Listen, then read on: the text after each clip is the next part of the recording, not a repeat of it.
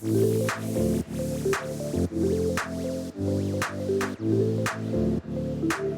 to Flex with Purpose. This is a podcast that explores what it means to move towards our highest potential, not for personal gain or applause, but to strengthen others and make the world a better place.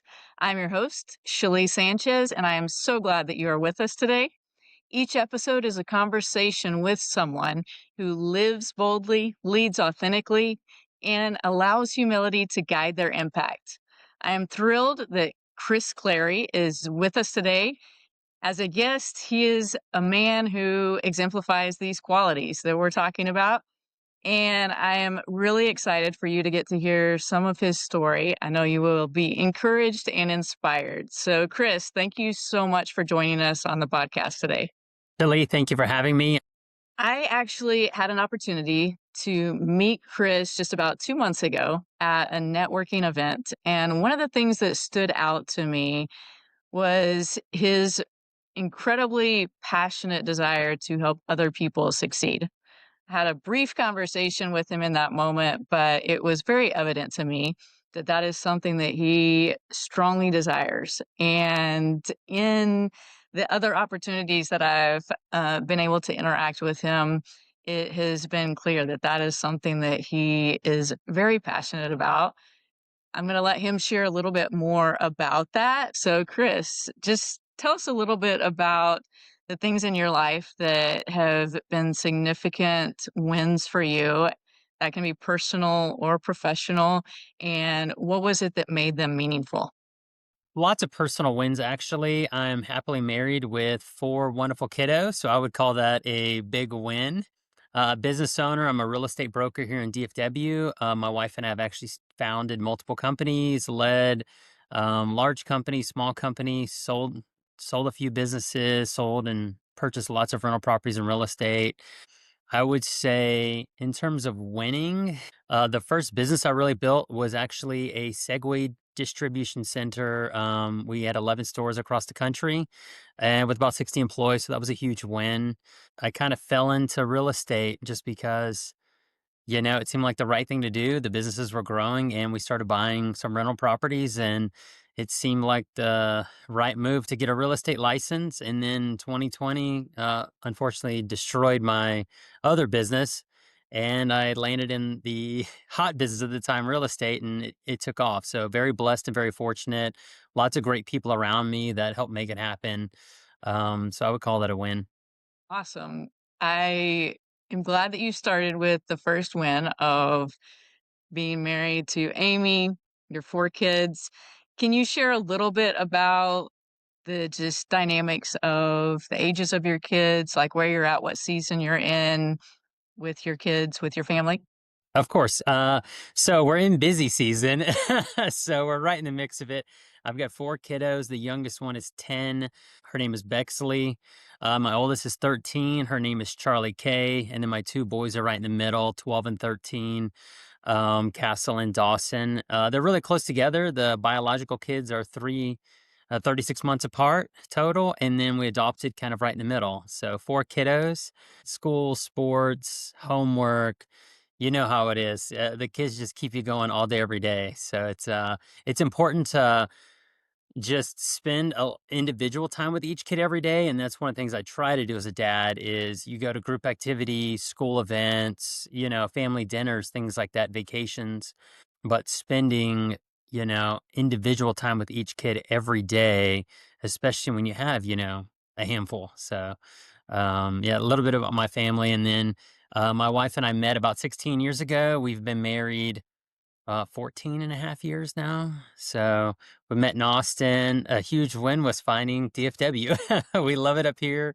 Bought a house up here 12 years ago and haven't left our neighborhood since. So I would call that a win as well. It's a great, just kind of overall picture of what your family is like right now. But it highlights again, and this is one of the things that I continue to be encouraged and inspired as I spend time with you, is that your passion for helping other people succeed starts with your family, with your wife, with your 4 kids. You're always very intentional about the ways that you interact with them, the ways that you support them, the time that you spend with them, and that's a priority that you intentionally spend time and invest in those relationships on a regular basis. Oh, yeah, for sure. Actually, probably 10 years ago, my career was blossoming. My wife's career was also just taking off. And we had some friends over, and he gave me some great advice. His name is Trevor, and he's got a couple kiddos, lives in DFW as well. And his career had taken off recently as well. And he said, Chris, as husbands and fathers, you've got to intentionally try and be a good dad and a good husband every day. And there comes a point in your career where you need to make the decision, are you going to focus on making more money or focus on your family, your marriage, your kids, and just working on that as the foundation of your life, or go, dive into the other side of the pool, which is focus on making more money in your career. And you can do both if you do it right. It's very hard, but being intentional about spending time with your kids, your wife, being a family, while still trying to grow your career, but being really intentional about the family side. You said 10 years ago, Trevor gave you that advice. You chose to take action based off of the advice that you received from him and intentionally invest in the relationships with your wife and kids. Since that time, professionally, you have been extremely successful. Like your uh, career has really grown and expanded and been a huge success as you've continued to do that. Is that accurate? That's very accurate. And in real estate, it's very tough because real estate, residential, is nights and weekends. And what I've tried to do is limit the amount of work I do on, Saturdays, Sundays, holidays, and the evenings. That doesn't mean I don't take clients and I don't work on those days, but I try to manage my time to where I can get things done in the morning or in the evening and then use the other time for soccer games or taking the kids to the movies or the wife out to dinner or hanging out with friends or things like that, right? You've got to, as your career grows and your family grows, you've got to get really good at time management and, listening to other people and taking their advice, that's part of humility. And another good buddy of mine, his name is Chris. He has boys, and so he calls it Sunday Sundays for the boys, and he really tries not to work on that day. And when I saw him doing that and heard him doing that, and he told me about it, I was like, "That is perfect." That doesn't mean he's not going to pick up his phone. We're in residential real estate. He's a broker associate, and but he's going to make that day for the boys. Sunday is Sunday, right? For the boys and his family. And just watching other people grow in their careers, make those decisions, makes it easier for me. And I guess guys like me to really make the decision to focus on our family, our kids, our wife, and the people around us instead of just always make it career driven. Yeah, I think it's awesome and that our listeners appreciate so much. I had an opportunity recently to interview Dr. Ryan, and he's a dentist, very successful, has been for almost 3 decades. He highlighted the same thing about he has 4 kids and just the time and attention that he gave to his family rather than making his career the priority, making sure that time that he spent with his family was always at the forefront. And I think it's great for people to see that that actually is possible because sometimes we do get in our head, man, I've got to work harder in order to be successful in my career, which is not a bad thing to desire to be successful in our career, right? It's a good thing, but at the same time, understand the balance between the two It's a and balance. That's a allowing good way to put ourselves. it. Yeah. Yeah, so expand on that a little bit in regards to the keeping the balance and how, you said that that conversation that you had with Trevor was kind of a turning point for you or the initiator, but as you've gone along, there's probably been other people along the way. You mentioned another friend, Chris, who Mhm. has helped you continue on that path? Have there been other people who have influenced you in that way? I would say there's lots of people that fit into both sides, and watching the families that thrive by making the decisions by putting family first. And one of the ways we do that is we travel a lot. And that's whenever I feel like we bond the most as a family is when we're, at the beach or skiing. And, you know, I'm not out showing houses, and I'm not leading team meetings, and I'm not obviously work is happening constantly, but when you're on a ski slope and you've got the kids and you're 10,000-foot elevation and it's snowing and you've got to go down or run with the kids, it's got to be about them, right? There's no other option. And then you're laughing and joking and just having so much fun together and building memories together. And so that's one of the reasons we do a lot of family travel, is because then we're really zoned in, right? Not just away from work, but then you're able to give each kid attention and focus on them during those times, because during the school week, as you know, getting them out of the house, getting them dressed, school books. Oh my goodness. Actually, just today I dropped the four kids off at their school, and then my youngest goes, "Dad, I forgot my instrument.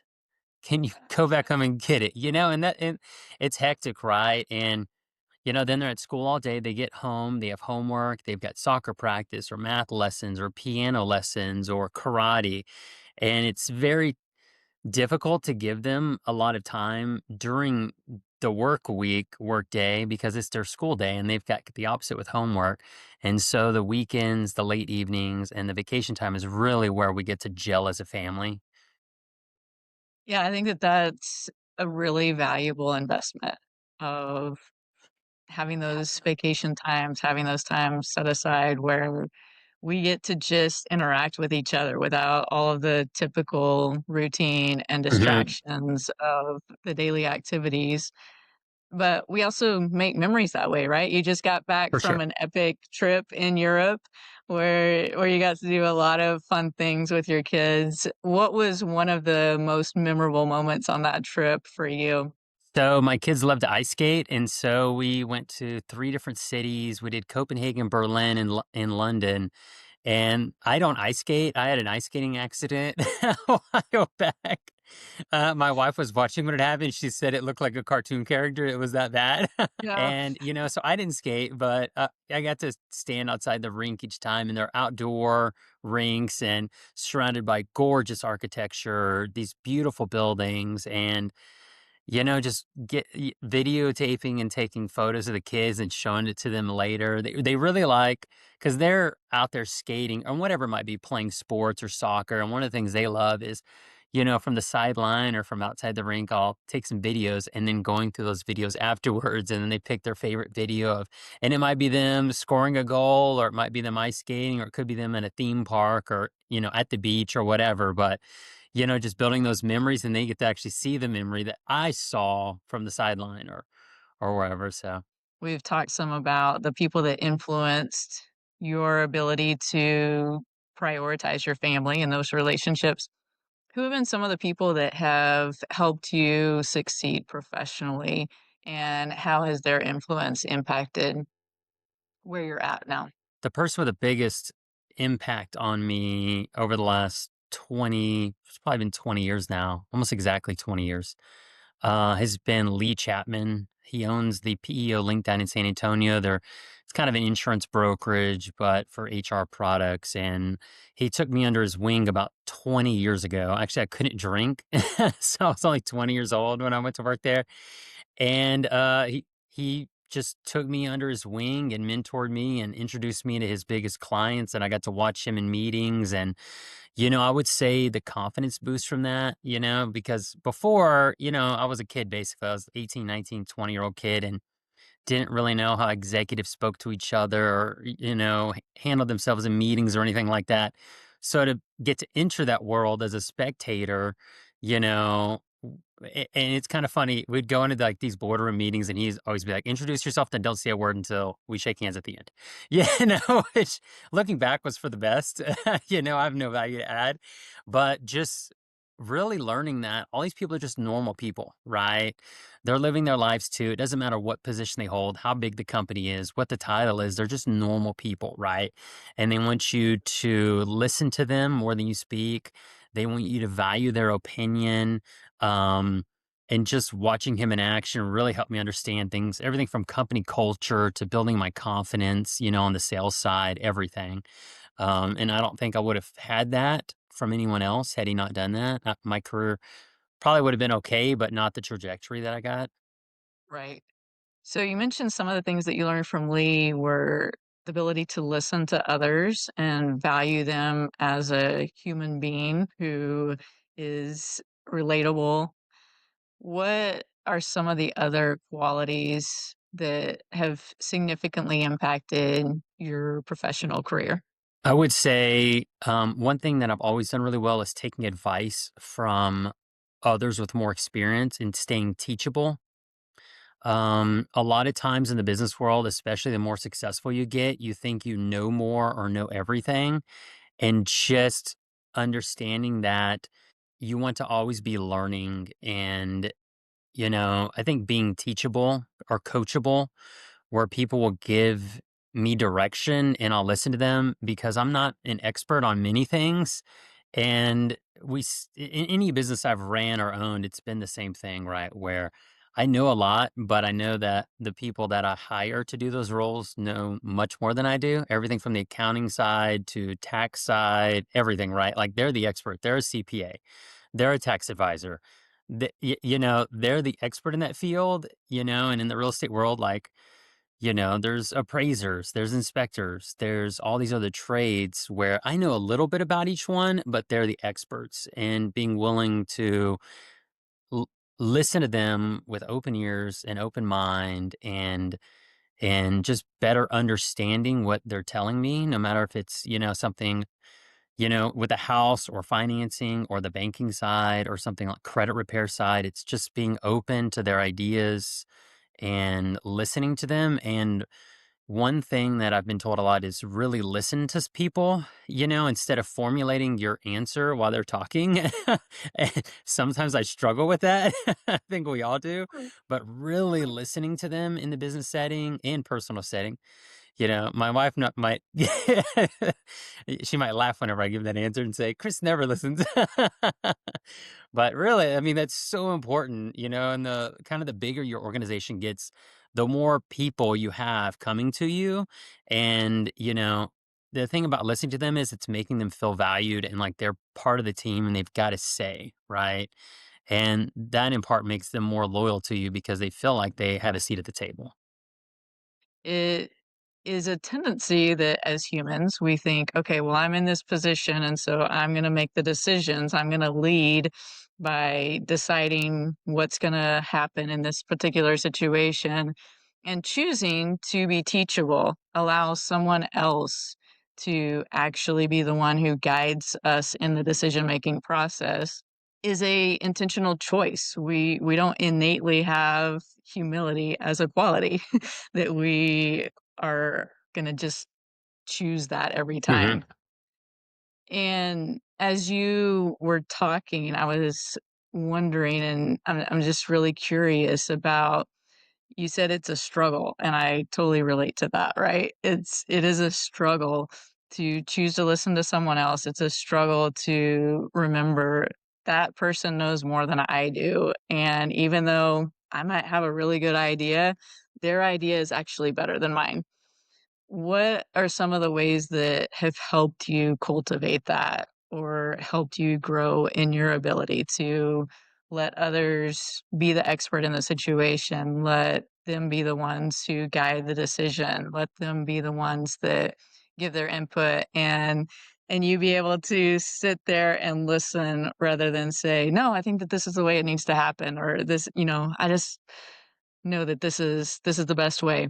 It comes up constantly in the field of real estate because every home sale or every time you're listing a home or helping a client purchase a home, there's dozens of issues that pop up. When you get an inspection report, you've got 2 or 3 pages of deficiencies, dozens of them. And the client always comes to me and says, "Okay, Chris, how much is this to fix? Or what should we do about this? Or what's the most important?" And you could act like a know it all, but most of us don't know it all, right? We're not an expert in every single field. And You've got to go to them and say, "Hey, Mr. and Miss Client, these are great questions. I can answer them to the best that I can, or let's go find an expert in each one of these fields or each one of these trades, and let's find out from them what this is going to cost, or is this a big deal?" And I feel like the people in my field that try to be a jack of all trades, long term, they don't do really well because they're making decisions and giving answers that might not be 100% accurate all the time. And so what I try to do is say, "Hey, let's go talk to an expert in this field." And I feel like whenever I was brand new in this business, you felt the need to always be an expert everywhere, but the longer I'm in it and the more transactions we do, the more your client wants honesty, transparency.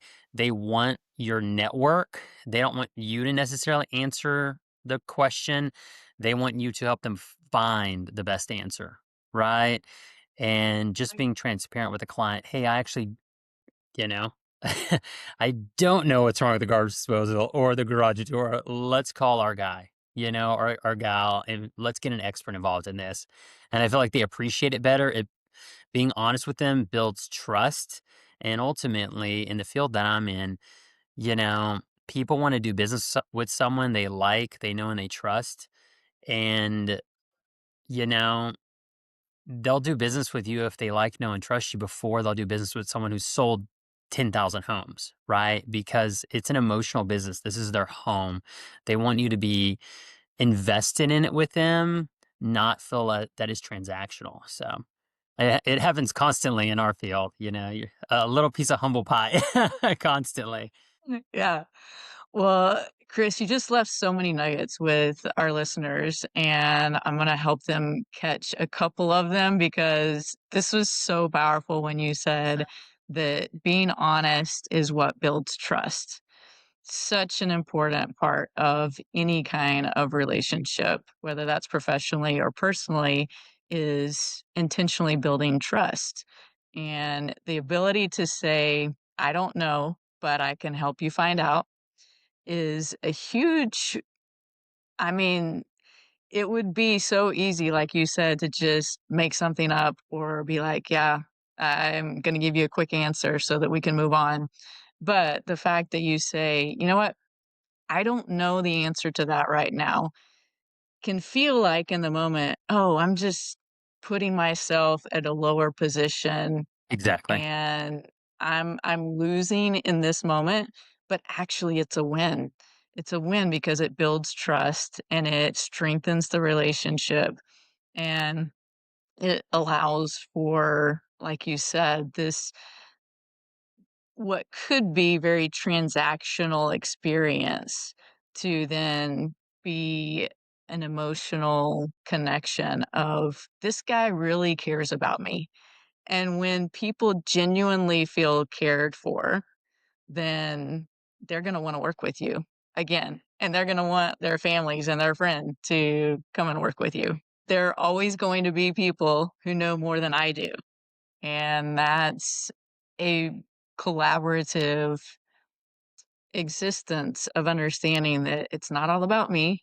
I'm not ever going to be the one that has all of the answers. And I don't ever want to get to that point of being the one that has all the answers. That's a lot of responsibility and a lot of stress, having all the answers, right? And that's why really it's a team, right? It's a team effort in most of our careers, most of our jobs, most of our businesses. It's a collaborative effort, and being willing to collaborate with other people, hear their opinion, and, being honest and transparent with clients, and really focusing on, hey, this is our team that's doing this. You're not relying on just me. We have our group of contractors we use and inspectors, lenders, other agents we work with, right? This is a team effort, and thank you for choosing our team, and I like to say that's the reason when I name the brokerage, I put Team Clary. A lot of brokerages, you'll see the opposite, right? You'll see the name in the group or the name of the team, but we really emphasized when we started this business to put the team first, right? Put clients first, put the team first, not ourselves. That in itself is a constant reminder to you, right? Of your decision of this is what I'm going to be focused on.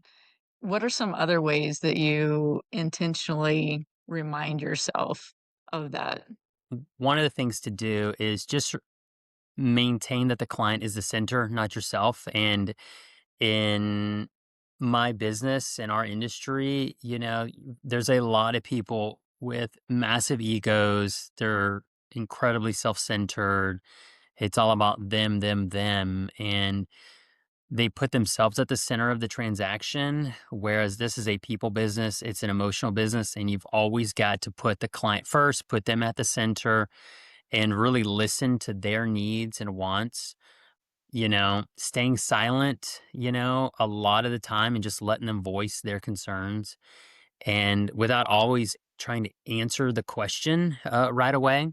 One of the other things that we try to do is we have weekly classes at my office, and sometimes we'll have 2 or 3 people show up, sometimes we'll have a dozen or more, and, allowing the team to ask questions and, you know, and also allowing, myself to be vulnerable, saying that I don't have an answer in front of, you know, a half a dozen of my teammates, when I'm supposed to be in a lot of people's eyes, like the broker that knows everything, the be all know all, and just saying, actually, let me look into that for you.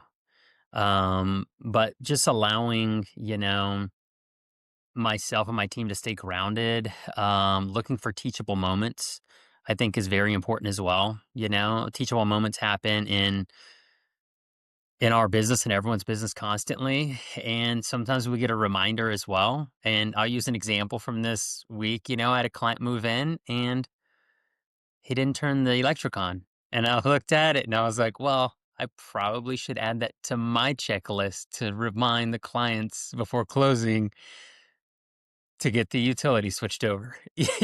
Like 3 days before, hey, did you switch the utilities on? So Think that probably a lot of the listeners have heard, in theory, it's better to be able to acknowledge that you don't know everything, but being able, Chris, to hear it directly from you, that you have actually done that and that the results have been beneficial is inspiring and encouraging that, hey, if Chris can do it and be successful in this way, then it's something that I'm willing to practice too, which I think is one of the best parts of us having an opportunity to hear someone else's story is we're not just reading about something that might actually possibly work, but we're getting to hear from someone who has actually done it. And so I appreciate very much you sharing that specific part of being able to say, you know what, I'm in front of my team. I'm thinking about, what is going to be the best way for our team to grow and be successful. And they ask me a question and I don't know the answer. But in that moment, you get to choose, right? Am I going to go with my ego and try to make myself look better and be impressive? Or am I going to be authentic and transparent with them and say, I don't know, but we'll look for the solution together. that's exactly what it's And about is as let you and as you've done that, it has cultivated trust among your team members and enabled all of you to win together.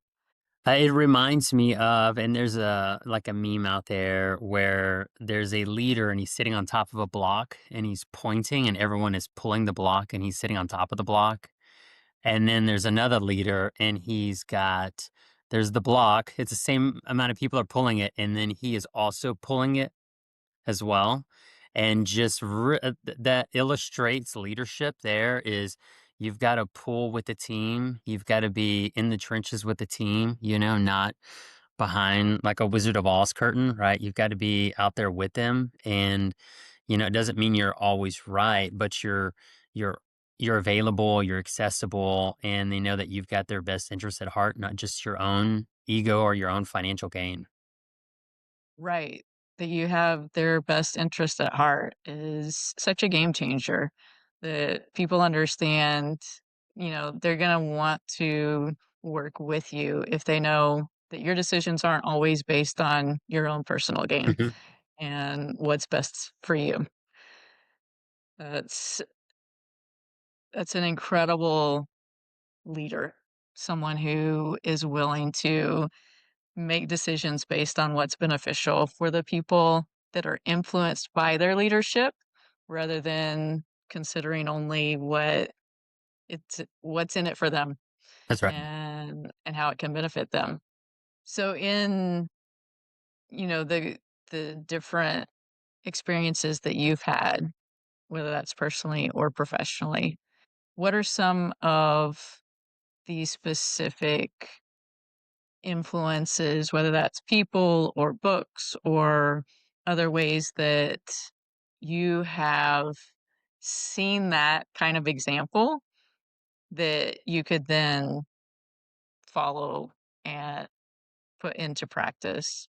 For some reason, this story keeps coming to mind. I was on the board of directors for a nonprofit, Christian nonprofit. We were based in Des Moines, Iowa. I was with them for about 8 years, and I went on a.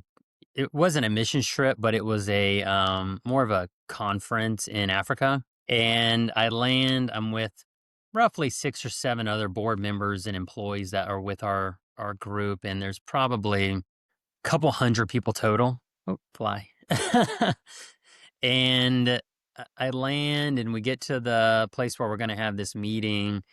And one of the groups, and our nonprofits, backed by a lot of Baptist churches, and so has different theological views than a few of the other groups that were there. And we're hosted by a charismatic group, and obviously we don't see everything eye to eye. And one of the other members, the board members from that nonprofit, my very first day, he was asking me if I'd been out there before, and I said no, this is my first time in Africa. I'm excited to be down here. We were in Livingston, Zambia, where Victoria Falls is. And he said, we can have our differences in the States, but in Africa, we are united. And it resonated with me because, the more I talked to the more he's like, hey, we are a united front here. We can have our differences. We can even argue and view things very differently in the US. But when we're here, we're one. We're one family. We're one. And when we're preaching the gospel here, when we're doing our missions work, we don't want them to see our divisions. We want everyone to see what brings us closer together. He made it very clear it wasn't about my opinion, my views, or even our team's opinion and views. We're here for a common goal, and the better we work together and set our differences aside and focus on the common goal, the better it's going to be for everyone, and the more we're going to be able to do. We can focus on what we have in common instead of our differences, and all row in the same direction, if you will.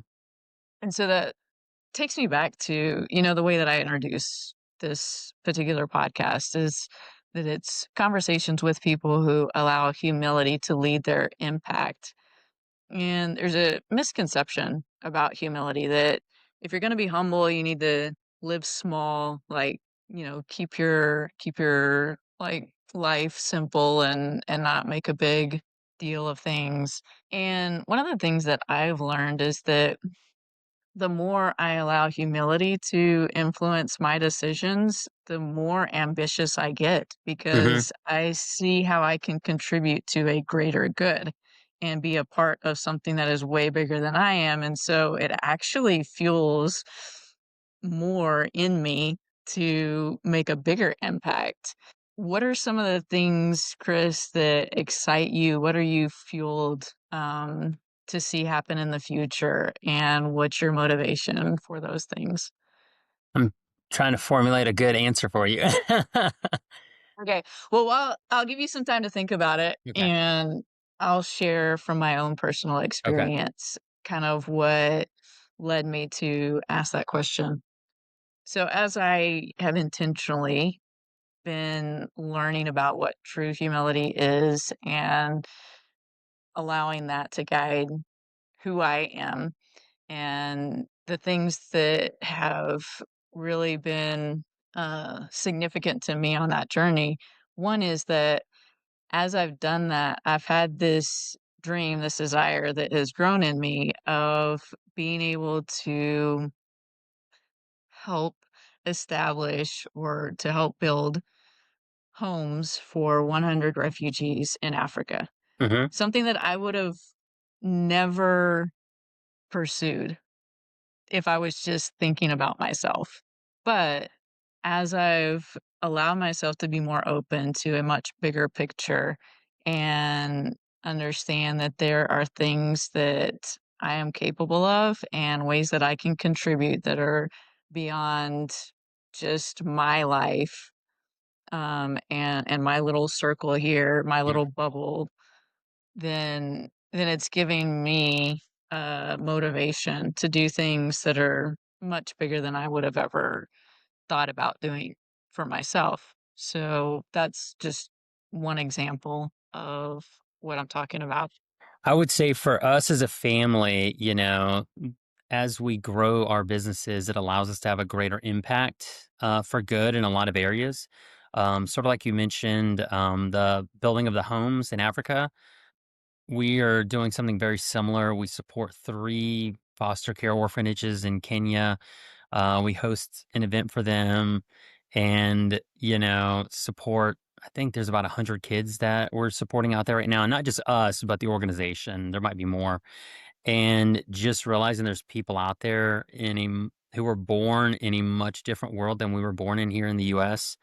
And just being empathetic to them and knowing that we can help them, and that drives us to want to grow our businesses because obviously the larger the businesses, the bigger impact you can have. Financially, you can give more, you can do more. As the businesses grow, we have more connections to leverage more people through our connections to, for example, we made a connection and they were able to ship clothes and soccer gear for almost for free from Dallas to Nairobi. And, we made the connection through our network and had no idea this even existed. So just the ability to change people's lives that you probably won't meet ever, and knowing that your work here, is impactful, but the work that's happening outside, is even greater. We were at a church service probably 10 years ago, and the preacher made a very, very good point, and we actually talk about it to this day. And he said, as Christians, we need to be goers or senders. Either you need to go on mission and you need to go out into the world like you did in Central America and what was it, Colombia, or you need to be on the other side, which is the sender, meaning you are praying, but also financially giving and, using our abilities, management abilities, whatever they might be, to help further those missions, around the world and using our skills, which have benefited us financially here in the US, but using those skills to help grow these NGOs in other countries. And just building them so they can impact more people for better. So I would say that's one of the reasons we are continuing to grow is so that way we can have a larger impact. Um, Another one that we've worked with out there is Engage Hope. We've been a part of them for, I guess, probably about 5 or 6 years. And it was kind of funny. We supported some of the older kids that no one would take. And because everybody wants the young, cute kids, right? The young 3, 4, 5-year-old that's going to school. And sometimes the teenagers get dropped off. So we kind of did the opposite. And our oldest daughter, Grace, graduated. And actually went to college, graduated, and then now she lives in Boston, and I believe she's getting full citizenship. And she grew up in Kampala, Uganda, no family. I forget the whole story, but basically she grew up at the school and went to school, did very well. And, you know, mentoring people like that here and there, just reminding them focus on their own growth, their education, and then, you know, to try and make good decisions constantly in their personal life, especially, and then to just go for it. And now we actually went to go visit her in April. this year, along with our school field trip, and she's living and working in Boston. Just paid cash for her first vehicle, so no one would have thought that was Oh, possible 5 years ago. So it's pretty amazing. yeah. That's exactly what it's about, and it's so cool you sharing that specific story, and I know that you have other stories as well, just, um, from me getting to hear about the intern that came and spent the summer with you, and I know that impacted that person's life in an incredible way. You getting to have all of these opportunities to literally change a person's life, and it's just fabulous getting to be a part of that. So, as you mentioned earlier, Lee was a mentor for you, and that changed your life, and now you're getting to mentor others. I think that there's a really cool flow that happens Hmm. when, we receive, we're teachable, we're allowing others to give us advice, and then we're sharing that with another generation. I get to do that on a weekly basis with third graders. I actually just met with them right before getting on this podcast recording, and it's so cool to get to see how we get to pass on the things that we're learning, and that will, 20 years from now, that person will be telling a story of, "Hey, there was this guy, Chris, and he just kinda took me under his wing and taught me all of these really great things and showed me how to be successful in life, and then I got to buy my own car with cash that it's awesome to think about the impact that we Hmm. get to have when we live with that kind of a perspective of, it's not about my own personal gain, it's about ways that I can use my strengths and resources and what's available to me to enhance the lives of others. As we get to the end of the conversation, I want to give you an opportunity, Chris, to share with the listeners some last words of encouragement and inspiration as they move forward as leaders, as parents, as people who are allowing humility to influence their lives. I would say staying teachable and coachable, especially as we get older. We have a tendency to feel like we know it all. We have all the answers, and not just in the professional world, in the family, with the kids. I've got all the answers, right? And when in reality, we don't, right? And whether you're getting the advice from podcasts or books or a mentor or family or someone that's more experienced than you, just understanding that we don't have all the answers and that's okay, right?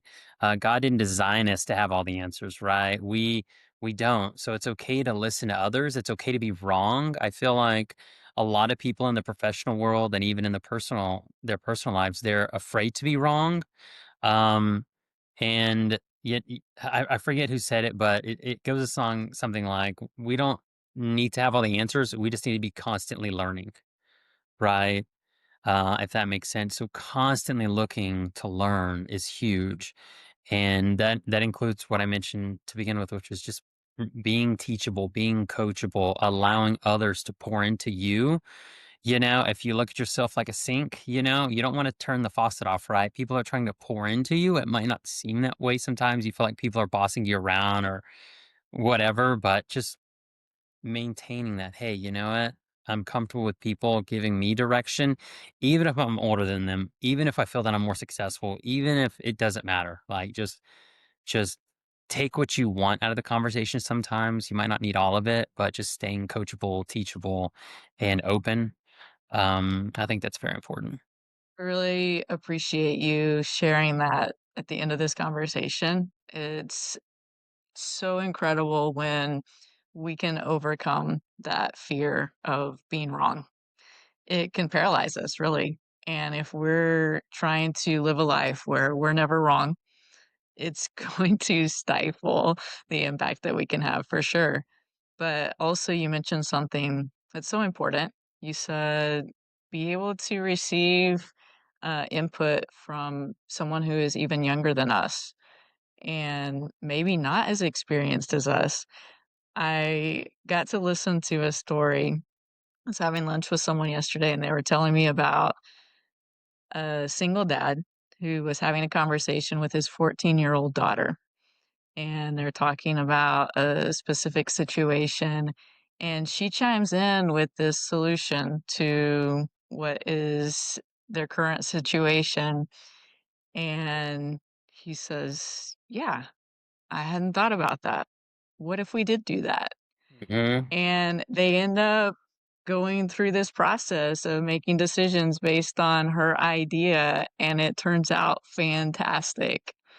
So I think that's just a really, really cool example of someone who is in that position of being open to constantly learning and receiving input from other people, having that kind of just humility mhm. that enables us to do that can have some absolutely fantastic results.